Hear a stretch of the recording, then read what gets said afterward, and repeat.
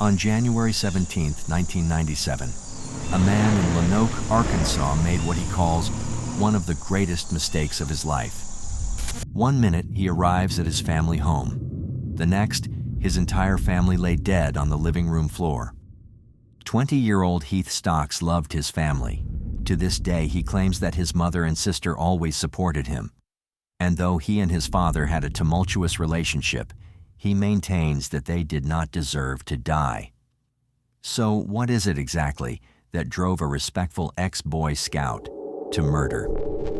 This is the story of Heath Stocks, Jack Walls, and the Boy Scouts of America. If you or someone you know is experiencing sexual or physical abuse, please contact the following helpline numbers for support. Lonoke, Arkansas is a quaint town that houses many would describe as the ideal American life. As any small town, the residents were family, and their bonds were tight. Lonoke's residents held their values close to their chests, and the city became a standout moral compass to those around it. Three of the most prevalent aspects of Lonoke were its dutiful church scene, appreciation for sports, and love for the Boy Scouts, thanks to their mantra, respect, honor, and obey. Much like many boys in America, Heath Stocks was a longtime member of the Boy Scouts, eventually reaching the coveted Eagle Scout status. His mother, Barbara, and his sister, Heather, had a tight bond over Stocks throughout childhood. The only wedge in the perfect family life, it seemed, was his father. Heather was definitely his protector. Apparently, he felt very threatened by his daddy, because he wasn't going to be the perfect child. Heath did kid things and made kid mistakes that were unacceptable to Joe. He had some learning disability. He was ADHD, not getting work done at school. He and his group had a favorite scoutmaster, Charles Jack Walls III. Kind, religious, and doting, the boys under his care were quick to form a strong bond with Walls. Not only was he a respected father, but the Walls name was celebrity in Lonoke, thanks to his family's wealth and his father's work as a Lonoke judge. Everybody wanted to be one of Jack's boys, Stocks himself said in an interview. Anytime that people had problems with their boys, Jack always said that he could put them in the Scouts, and I'll mold them into upstanding young men that you could be proud of. From the very beginning, he set himself apart, seeing things in me my own father couldn't see. The use of the word mold in Stocks' recounting is particularly haunting, considering the aspects of his case. It wasn't just guidance. Jack was a leader, a great influence, a savior, as Stocks' grandmother put it. Now that term drips in painful irony. The people of Lonoke, Arkansas would look at Jack Walls and describe him as magic. He was a perfect citizen, one that encouraged young children to be the best they can be, a role model to all. To most, he was an ideal American citizen, the perfect person to look after their children. Unfortunately, that trust would be broken in one of the most gruesome ways. For many parents of Scouts under Walls' eye, he became a confidant for any at-home conflict. The Scouts would report their worries to Walls, and in turn, their parents would seek advice from him. This allowed Walls to insert himself into the family dynamic of countless people. When their parents were not spending time with the children, Walls was. Sometimes that meant teaching them military fun as they shot guns and hunted. Other times, the topics edged more toward alcohol and pornographic material. Two of his Scouts, Doug Hogan and Mark McConnell, reported Walls' misconduct to their family in the summer of 1992. Cletus Hogan, Doug Hogan's father, had Jack Walls resign from the Boy Scouts of America after reporting the incident. When the Scouts turned the case over to the courts, however, Walls used his reputation and power within the Lonoke community to get the charges dismissed, slandering the Hogan's name as people who wanted part of Walls' fortune. Doug Hogan, in turn, became a target to the other boys in the Scouts due to their growing protectiveness of Walls and their new skills in firearms.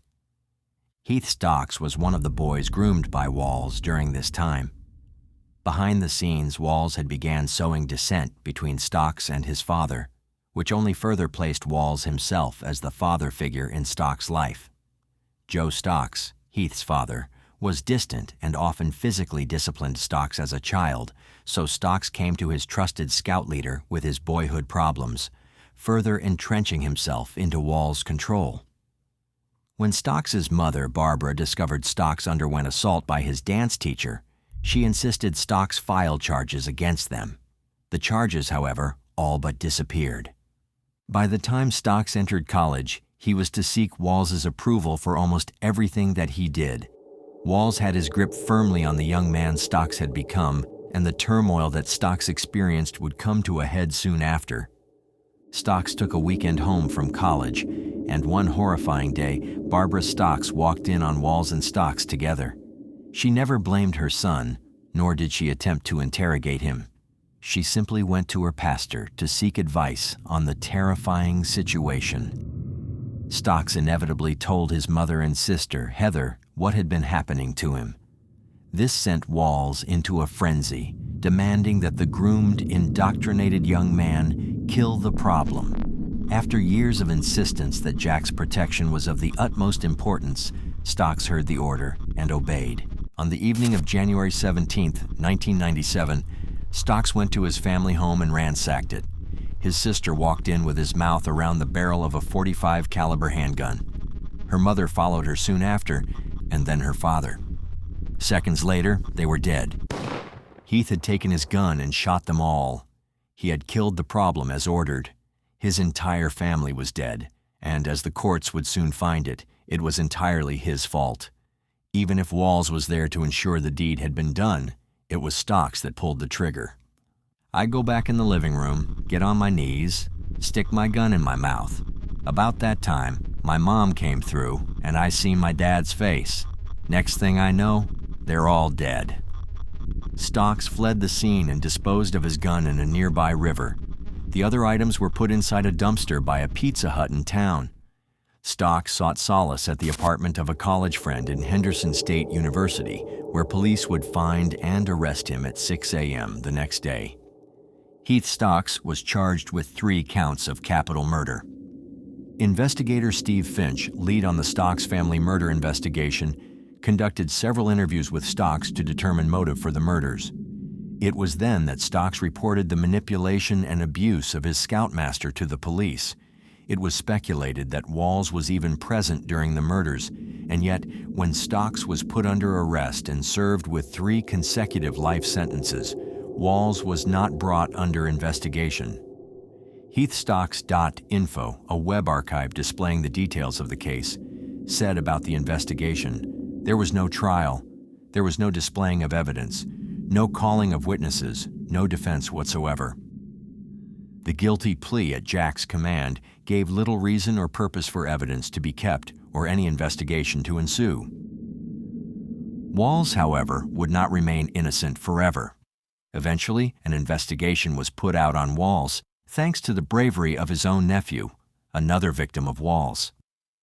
Like the other victims, Knox and Walls had a strong relationship. His uncle by marriage, Knox joined the Boy Scouts because of Walls' influence, and due to him wanting Walls as his troop leader, he as well was a part of Stocks' Boy Scout troop. There are many similarities to the young Stocks and Knox, from their upbringing to their own personal difficulties that Walls clutched onto like a parasite. Karen Knox said of her son, "Knox was probably 6 or 7 when Knox joined the Boy Scouts. Knox became a Boy Scout because of Jack. Jack was his uncle. He encouraged it. It was as normal as it could be." When Wade was 5, she went on, being in education, I noticed there was things about Wade that just wasn't on the up and up. He was attention deficit. First of all, he was on medication, and then he was diagnosed with dyslexia. So we knew it was going to be hard. And then, about the 3rd grade, things fell apart at school. Wade could no longer play sports and get along with anybody. He did not respect any authority. I mean, it was just constant turmoil with him. Wade would get so upset that he would run away. He would run, and Jack would smooth everything over, and everything would be just fine. We lived right across the street from Jack. There was always scouts over there. Trouble with authority figures, ADHD, and constantly being surrounded by the influence of walls. All aspects shared between Knox and Stocks that made them prime targets.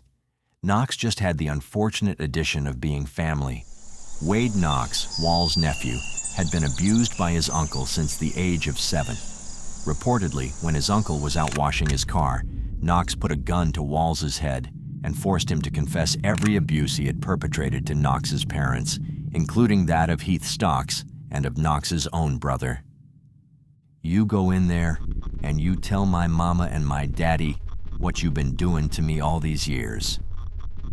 Later, traumatized by the things his uncle put upon him, Wade Knox committed suicide. His family started the Wade Knox Children's Advocacy Center in hopes that no other family would have to go through the turmoil they did. In hindsight, many people who view the case of the Stocks family murders speculate that Stocks did not act alone and that the trial was mishandled. Many believe that a guilty plea for Stocks would not have been submitted if proper action had been taken by the investigators. These claims, while having no physical evidence, are supported by the then special prosecutor, Betty Dickey. Due to Wall's influence over the town, the victims' families were not going to file charges and simply allow Walls to admit himself into a mental health facility.